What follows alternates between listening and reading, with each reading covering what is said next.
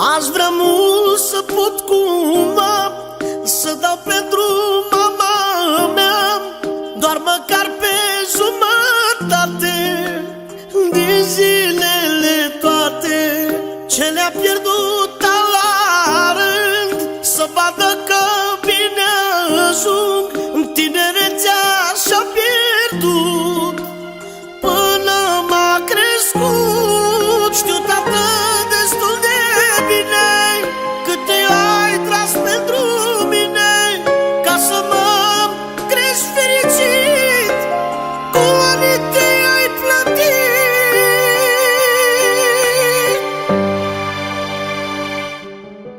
Doar atât aș cer, Doamne, dacă se poate, părinților mei să le dai sănătate. Orice rău din lumea asta să-i ferească și niciodată să nu îmbătrânească.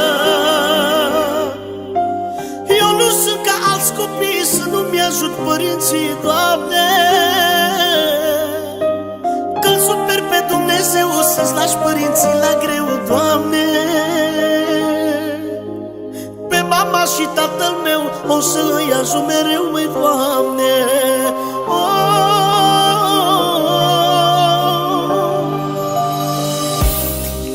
Oricât de mult aș avea, nu-i nimic ca mama mea. Orice necaz m-ar ajunge, doar mama mea plânge. Și când am sufletul greu, mă plâng doar la tata meu. Nu-și găsește liniștea din cauza mea.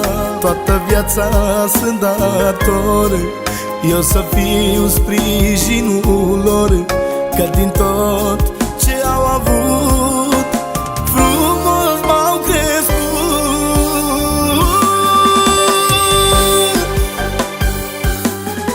Doar atât aș cer, Doamne, dacă se poate,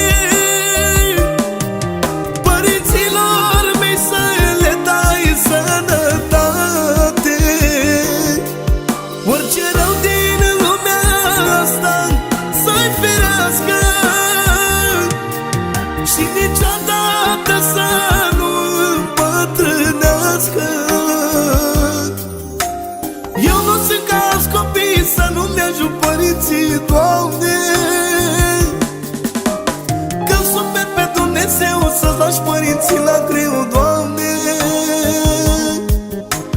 Pe mama și tatăl meu am să-i ajut mereu.